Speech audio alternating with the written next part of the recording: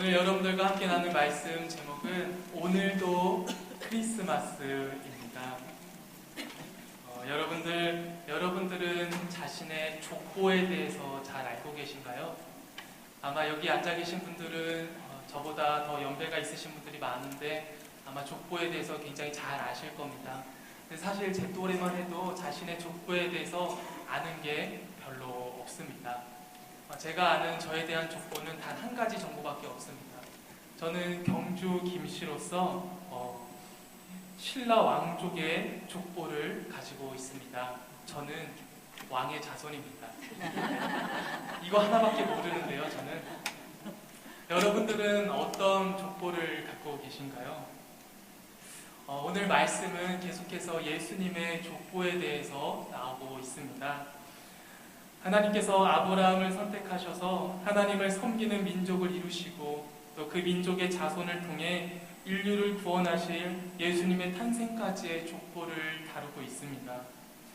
족보에는 설교 시간에 잘 언급되지 않아 잘 모르는 인물들도 있고 또는 이름만 들어도 어떠한 이야기들을 갖고 있는지 알 수 있는 유명한 인물들도 있었습니다. 그 중에서 제일 유명한 인물들은 믿음의 조상인 아브라함, 또 이집트의 총리가 된 요셉, 하나님의 이름으로 골리앗을 이긴 다윗, 또 하나님을 위해 성전을 짓고 이스라엘을 가장 강력하고 부유하게 만든 솔로몬의 핏줄을 통해 예수님께서는 탄생하셨습니다. 우리 예수님의 족보를 이렇게 들여다보면 굉장히 금수저 핏줄인 것 같습니다. 근데 우리가 이 족보를 조금만 더 찬찬히 들여다보면 이상한 인물들이 나옵니다. 감히 예수님의 족보에 껴서는 안 될 것 같은 인물들인데 계속해서 예수님의 족보에 끼어있는 조금 특이한 인물들이 나옵니다. 여러분 3절을 보시면은 유다는 다말에게서 베레스와 세라를 낳고 라고 나옵니다. 여러분 유다는 다들 아시죠? 야곱의 자녀였고 결국에는 그 유다의 자손들이 남유다의 땅을 갖게 됐고 그곳에서 계속해서 예루살렘과 또 우리 예수님께서 나시게 되신 제일 중요한 핏줄인데요. 근데 여러분들 다말이 누군지 아시나요? 조금만 성경을 읽으셔본 분들은 다 아시죠? 다말은 유다의 누구죠? 며느리예요. 근데 지금 성경은 뭐라고 기록하고 있죠? 유다가 다말에게서 아이를 낳았대요. 여러분 상상하실 수 있습니까? 시아버지와 며느리가 함께 애를 낳은 거예요. 어떻게 이런 일이 있었을 수 있었을까요? 다말이 유다의 첫째 아들과 사별한 후 유다가 둘째, 셋째 아들을 통해서 계속해서 이 다말이 자녀를 얻을 수 있도록 도와줬어야 됩니다. 근데 유다는 그러지 않았어요. 당시 과부는 아들 없이 살아갈 방법이 없었기에 다말은 극단적인 선택을 합니다. 어떤 선택을 했죠? 역시 우리 성가대에서는 많은 이야기들이 나오고 있네요. 이 다말이 창녀로 분장을 합니다. 그 다음에 이 아버지 유다가 가는 길목이 있어요. 그래서 아버지를 유혹해요. 근데 이 아버지가 또 넘어갔네? 여러분 남자는 항상 조심하셔야 됩니다. 나이 든 남자도 항상 조심해야 되는 것 같습니다. 그래서 이 다말이 창녀 분장을 한 상태로 시아버지를 유혹했는데 이 시아버지는 아무것도 모른 채 유혹에 홀라당 넘어가서 이 다말과 하룻밤 동침을 하게 됩니다. 여러분들 요새 임신하기가 얼마나 힘들어요? 한 번에 임신에 성공합니다. 아마 자연 환경이 좋았나 봐요. 요새는 참 환경 오염 때문에 임신이 쉽지가 않은데 한 방에 임신을 했습니다. 그래서 이제 다말이 배가 부르는 거예요. 근데 이 다말이 굉장히 똑똑했습니다. 이 창녀로 분장한 다음에 유다랑 잠을 잔 다음에 이 다말이 무엇을 요구했죠? 유다만이 가질 수 있는 물건들을 요구했어요. 돈을 요구한 것이 아니라 내가 나중에 누구와 잤는지 증명할 수 있는 물건을 받아냅니다.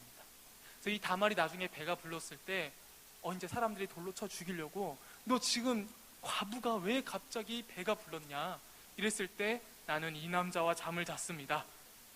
유다가 할 말이 있었을까요? 할 말이 없었죠. 이 어마어마한 며느리는 어떻게든 생존하기 위해 자신의 시아버지인 유다와 잠을 자고, 그리고 그것을 어떻게든 이어나가기 위해 유다의 물건을 챙겨놨다가 결국에 끝까지 그 아이를 지켜낼 수 있었고 자녀를 낳게 됩니다. 여러분, 누가 더 잘못했나요? 판단하기가 쉽지가 않죠. 당연히 다말이 잘못한 것 같은데 유혹에 넘어간 유다도 되게 나쁜 것 같고, 애초에 이런 상황을 만들게 냅둔 유다가 굉장히 마음 씀씀이가 안 좋은 것 같기도 하고 판단하기가 굉장히 어렵습니다. 하지만 어쨌든 중요한 건 이 놀라운 말도 안 되는 사건을 통해 하나님께서 무엇을 역사하셨죠? 예수님의 족보를 내세요. 이 땅에 구원자를 내십니다. 이 말도 안 되는 사건을 통해서도 예수님의 족보를 이어나가고 계십니다. 계속해서 5절을 읽다 보면은 또 한 번 예수님의 족보에 어울리지 않는 인물이 나옵니다. 여러분, 라합이 누구죠? 기생이에요, 여러분들. 예수님의 조상이 기생이라니. 근데 놀랍게도 성경은 기록하고 있습니다. 여호수아가 여리고를 엿보라고 보낸 정탐꾼들을 맞이했던 기생이었습니다. 그녀는 정탐꾼들을 여리고 왕으로부터 숨겨주어 무사히 탈출할 수 있게 도왔습니다. 여호수아는 여리고를 무너뜨릴 때 라합이 정탐꾼을 숨겨준 공을 기억하고 그녀를 살려줍니다. 그녀는 하나님의 뜻을 밝히 알고 이스라엘 민족을 도왔지만 여러분 생각해 보세요. 기생이었어요. 근데 그런 기생을 통해서도 우리 하나님께서는 구원자 예수님의 핏줄을 내셨습니다. 또한 계속해서 이 5절을 읽다 보면 그 다음엔 누가 나오죠? 룻이 나옵니다. 룻 너무 유명하죠, 여러분들. 룻은 어느 나라 여인이죠, 여러분들? 모압 땅 여인이에요.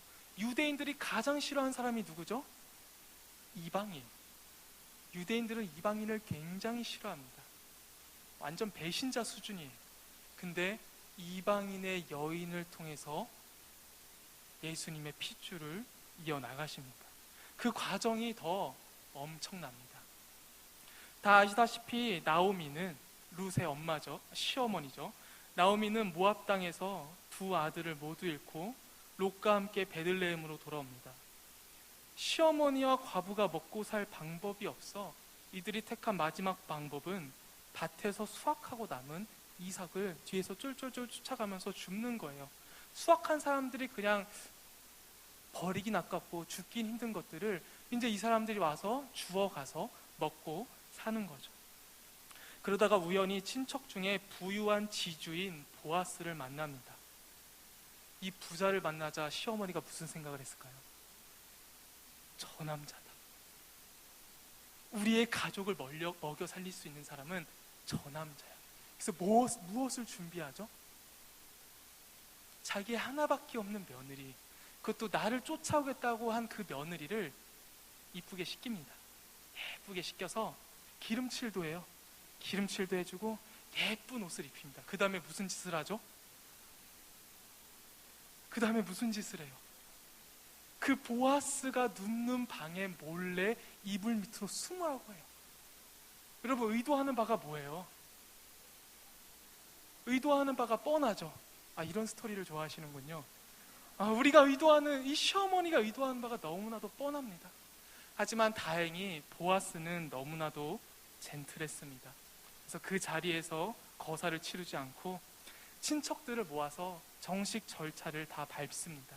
그 다음에 그녀를 아내로 맞이합니다. 하나님께서는 이렇게 사별한 이방 여인의 두 번째 결혼을 통해서도 예수님의 핏줄을, 족보를 이어 나가십니다. 그 다음 6절을 보면 더 과간입니다. 이번에는 범죄자가 나오는데요. 다윗은 우리아의 아내에게서 솔로몬을 낳고, 이 문장 자체가 이상하죠, 여러분들. 다윗은 아내에게서 솔로몬을 낳고가 아니라 다윗은 우리아의 아내에게서 솔로몬을 낳고라고 합니다. 우리아가 누구예요? 피 하나 안 섞인 다른 남자예요. 근데 이 다윗이 다른 남자의 여인과 애를 낳게 되어서 그 핏줄로 예수님의 핏줄을 이어갑니다. 이 다윗이 이렇게 된 이유가 다 있는데요. 다윗이 참 전쟁을 잘하고 하나님의 뜻을 잘 받들던 사람이었는데, 이 나이가 들고 부가 쌓이고 나라가 힘이 세지니까 약간 나태해집니다. 어떻게 나태해지냐면은 굉장히 중요한 전투를 앞두고 이 다윗이 전쟁을 안 나가요. 굉장히 자기 장군들과 자기의 백성들은 전쟁에 몰아놓고 이 다윗이 전쟁에 안 나갑니다. 그리고 그냥 침대에 누워 있다가 일어나요. 그리고 한가하게 옥상을 거닙니다. 그러다가 무엇을 봤죠? 벗은 여자, 목욕하고 있는 여자를 봅니다. 왜 그곳에서 그 여자가 옷을 벗고 목욕하고 있었는지 성경은 자세하게 설명해 주고 있진 않지만, 중요한 건 이 다윗이 중요한 전쟁이 있는데 그 전쟁을 나가지 않았고 침대에서 편하게 있다가 옥상을 거닐다가 목욕하는 여인을 보고 성욕을 주체하지 못합니다. 이 성욕을 주체하지 못해서 그 여인의 정보를 알아오라고 합니다. 그 정보를 다 알아와요. 아, 얘는 결혼한 애고 남편이 우리아라는 사람인데 지금 전쟁에 나가서 열심히 싸우고 있습니다. 그러면 다윗이 어떻게 해야 돼요? 아, 남편이 있었구나. 하나님 죄송합니다. 이래야 되는데 어떻게 했죠? 데려와라. 내가 왕인데 무슨 소리야. 데려와라. 이러고 동침을 하게 됩니다. 그 또 놀라운 일이 일어나죠. 어떤 일이 일어났죠? 한 번의 임신 성공. 요즘같이 참 임신이 어려울 때 우리 성경에 나온 인물들은 굉장합니다. 한 번의 사건으로 계속해서 임신을 성공하게 되는데요. 이 밧세바가 임신을 하게 돼요. 이 다윗이 그러니까 조바심이 나는 거예요. 왜냐면 누가 봐도 내가 잘못한 게 드러날 거예요. 남들 전쟁에 내보내놓고 나는 편하게 누워있다가 남의 아내를 빼앗아 동침이나 하고 있었다니, 누가 봐도 위험한 상황이죠. 그래서 다윗은 여러 가지 술수 끝에 그 술수가 잘 안 먹히자 어떻게 하죠? 마지막에 그렇죠, 우리아를 가장 전쟁의 한복판 앞장서서 내보낸 다음에 자신의 군대들을 후퇴시키라고 명령을 해요. 그래서 우리아는 열심히 싸우러 나갔다가 돌아보니까 아무도 없는 거죠. 그래서 결국에 다윗의 계략대로 우리아는 죽게 됩니다. 그래서 이 우리아의 장례가 끝나자마자 다윗은 그 밧세바를 데려옵니다. 임신한 내연녀를 얻기 위해 청부살인을 한 이 막장 러브 스토리를 통해서도 솔로몬이 태어나 예수님의 족보를 이어나갑니다. 예수님의 족보를 찬찬히 들여보니 조금 금수저 족보인 것 같나요? 금수저 족보는커녕 굉장히 난잡하고 범죄자들의 족보인 것 같습니다. 여러분, 다시 한번 우리들의 족보를 한번 돌아왔으면 좋겠는데요. 여러분, 우리나라에 김씨가 왜 그렇게 많은지 혹시 아세요? 아마 여기도 한번 손 들어보라고 하면은 김씨가 가장 많을 가능성이 높은데요. 여러분, 김씨가 우리나라에 왜 그렇게 많을까요? 여러 가지 이유가 있는데요. 김씨가 역사에 등장한 지 오래돼서라는 설이 하나 있고요. 또 적잖은 수의 귀화인들이 김씨성을 선택해서 등등의 설이 있습니다. 하지만 가장 유력한 설은 바로 조선 후기 신분제의 변동이었습니다. 봉건제 신분체제가 무너지면서 족보의 매매 및 위조로 신분 사이의 이동이 굉장히 활발했는데요. 양반가의 성씨가 김씨, 이씨, 박씨 순으로 가장 많았습니다. 여러분들이 노비였어요. 근데 나에게 돈과 여유가 생겼어. 그럼 어떤 성을 사고 싶으십니까? 당연히 양반가의 성을 사고 싶잖아요. 그래서 그 당시 양반성이 가장 많았던 김씨, 이씨, 박씨 순으로 수많은 노비들, 양반이 아닌 평민들이 그 양반의 족보를 사고 위조하게 됩니다. 그래서 우리나라에는 김씨, 이씨, 박씨가 그렇게 많은 거예요. 그러니까 제가 아까 처음에 뭐라고 말씀드렸죠? 저는 경주 김씨로 신라의 왕의 자손입니다. 근데 아닐 수도 있어요. 저는 한낱 노비나 평빈의 자녀일 수 있습니다. 왜냐하면은 우리 조상 중에 누군가가 그 신분을 샀을 가능성이 높기 때문입니다. 그런데 우리는 이렇게 굉장히 좋은 족보를 갖기 위해서 사거나 위조까지 합니다. 근데 아마 안 보이실 겁니다. 예수님의 족보인데요. 근데 왜 예수님의 족보에는 그런 허물들을 감추지 않고 왜 다 있는 그대로 기록하였을까요? 이 성경이라는 게 최소한 2000년이 흘러 들어왔는데 그동안 이 성경을 받아온 사람들이 야, 이거는 예수를 전하는데 걸림돌이 될 것 같은데? 어떻게 이런 거를 예수님 말도 안 되지.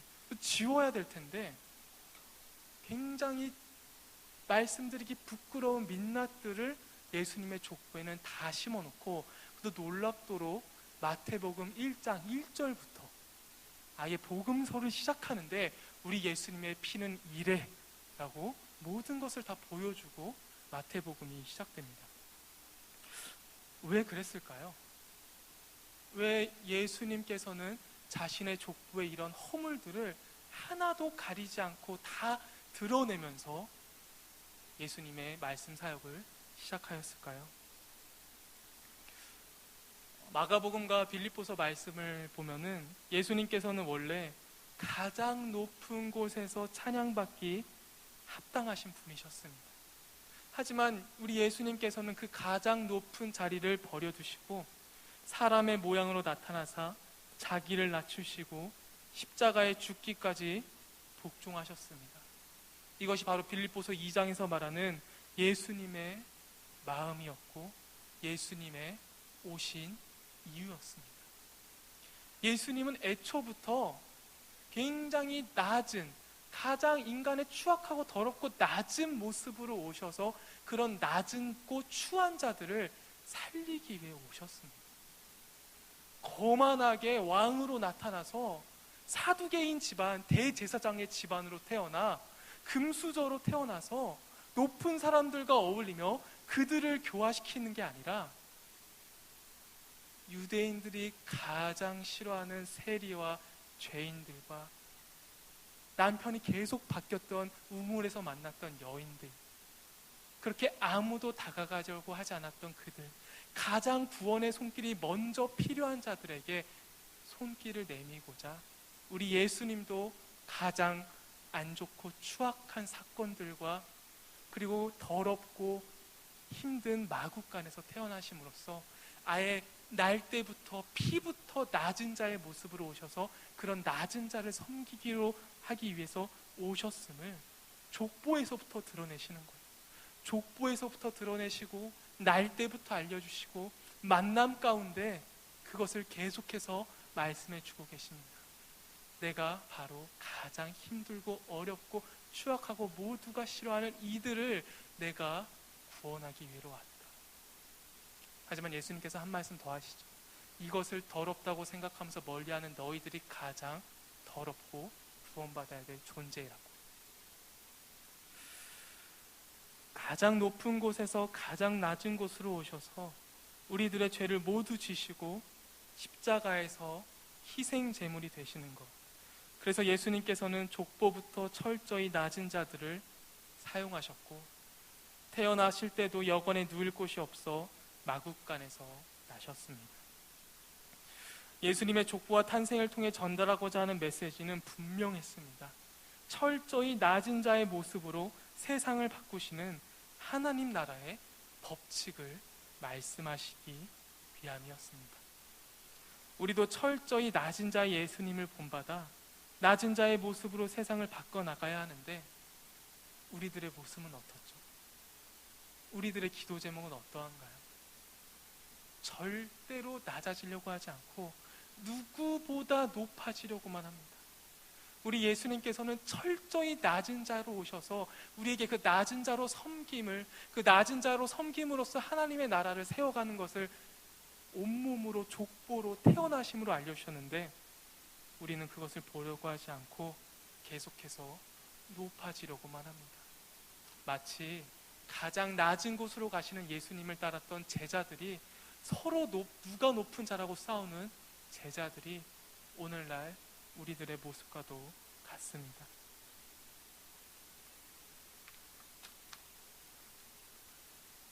오늘도 예수님께서는 가장 낮은 모습으로 우리에게 오고 계십니다.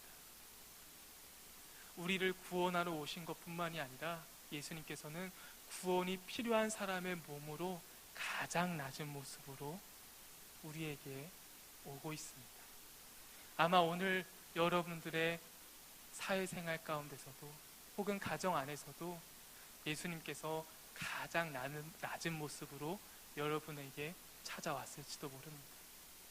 여러분들은 그 가장 낮은 자로 찾아오신 예수님을 오늘 하루 맞이하는 오늘도 크리스마스를 보내셨나요? 아니면 오늘도 우리 앞에 찾아오신 가장 낮은 예수님을 외면하고 높아지려고만 하지 않으셨나요? 어제는 청년들과 한 1년 만이었던 것 같아요. 거의 처음으로 밖으로 나가서 봉사활동을 한번 해봤습니다. 거리의 천사들이라는 팀이 있더라고요. 굉장히 오랜 역사와 전통이 있는 노숙자들을 섬겨주시는 팀인데 우리 청년들 참 돈도 없고 시간도 없고 바쁜 가운데 정말 적절한 봉사더라고요. 여러분들 이 봉사가 언제 시작한지 혹시 아시나요? 밤 10시에 시작되더라고요. 밤 10시 대학로 근처에서 한 거리의 천사들의 센터가 있습니다. 그럼 저희가 10시까지 거기에 찾아가서 노숙자들을 위한 편지를 써요. 노숙자들을 위한 편지를 쓰고 그리고 또 특별히 저희 구익교회 팀처럼 오랜만에 간 사람들은 오리엔테이션을 듣습니다. 어떻게 진행이 되고 어떤 마음가짐을 가지고 그들에게 다가가야 되는지. 청년들 돈도 없고 시간도 없을 때 밤 10시 적절한 시간이더라고요. 우리 청년들은 늦게 자고 일찍 일어나야 되거든요. 그리고 오전과 오후에는 굉장히 바쁩니다. 근데 밤 10시에는 다들 시간이 되더라고요. 그래서 밤 10시 시간을 내어서 새벽 1시까지 사실 별거 안 했습니다. 저희들은 진짜 몸만 갔어요. 몸만 가서 거리의 천사들이라는 팀이 라면이랑 밥이랑 김치, 초코파이, 두유를 준비해 줍니다. 그럼 저희는 그냥 쫄래쫄래 가서 하라는 대로 해서 가서 앉아서 저는 김치를 볶고요. 우리 청년들은 물과 밥을 이제 봉사했습니다. 또 다른 교회에서도 오셔가지고 라면을 나눠줬는데요. 거기서 한 가지 수칙이 있었습니다. 별거 아닌데 굉장히 마음이 와닿더라고요. 여러분들 어제 새벽에 참 추웠잖아요. 근데 단 한 가지 조건이 있었어요. 장갑을 끼지 말고 주머니에 손을 넣지 말고. 왜 그랬을까요? 뭐 여러 가지 이유가 있겠지만 가장 큰 이유는 따뜻한 온기를 전달하기 위함이었습니다. 우리가 이제 장갑 끼고 이렇게 뭐 주고받으면은 이게 스킨십이 안 되잖아요. 터치가 안 되고. 그리고 또 주머니에 손 놓고 있으면 얼마나 하기 싫은데 왔구나 이런 생각할 수도 있잖아요. 그래서 단 한 가지 조건이었습니다. 장갑을 끼지 말고 주머니에 손을 넣지 말고 봉사를 해라. 그래서 우리는 이제 밥을 푸고 나눠주면서 작은 터치들이 있었죠. 손으로 맞대면서 따뜻함의 체온들을 우리 노숙자들에게 전달하고 따뜻한 밥도 주었습니다. 그리고는 이제 을지로에서는 저렇게 밥을 드렸고요. 서울역에 가니까 더 어려우신 분들이 있더라고요. 그래서 아예 이제 우리가 와도 일어나지 않고 누워만 계시는 분들. 그러니까 최대한 에너지를 아껴서 체온을 유지했어야 됐나 봐요. 그래서 이제 저렇게 박스랑 뭐 이것저것 신문지를 덮고 자시는 분들에게는 저희가 옆에 초코바이랑 두유를 놓고 아까 우리 10시에 와서 썼던 편지를 거기에 올려놓은 다음에 짧게 서서 혹은 무릎 꿇고 그들을 위해서 기도했습니다. 할 수 있는 기도가 많지 않았어요. 그냥 불쌍히 여겨 주시옵소서 말고는 다른 말들이 참 나오지 않더라고요. 우리 청년들 시간도 없고 돈도 없고 마음도 넉넉하지 않지만 이렇게 비록 1년에 한 번밖에 없었던 작은 봉사활동, 물론 이것이 시작이 돼서 계속해서 많이 할 수 있으면 너무 아름다울 텐데, 이 작은 손길과 이 작은 섬김들 가운데 어찌 보면 우리는 그 시간 가장 낮은 곳으로 오신 예수님을 우리도 가장 낮은 예수가 되어 영접하는 시간이 되었을지도 모릅니다. 아마 여러분들 삶 가운데서도 이렇게 특별하게 시간을 내는 봉사뿐만이 아니라 가장 낮은 모습으로 여러분에게 도움이 필요한 손길들이 곳곳에 있을 것입니다. 그렇게 도움이 필요한 손길들이 바로 예수님이다 생각하시고, 우리에게 가장 낮은 모습으로 오신 그 예수님을 기억하면서 우리도 그들의 수준에 맞춰서, 그들의 눈높이에 맞춰서 낮은 모습으로 낮은 자들을 섬길 수 있는 우리 성도님들, 우리 구익교회 됐으면 좋겠습니다. 그래서 12월 25일만 크리스마스인 것이 아니라 오늘도 내일도 매일매일 마국간에 누이시게 될 그 예수님을 우리 집에 모실 수 있는 오늘도 크리스마스 되시길 기도하겠습니다. 제가 기도하겠습니다.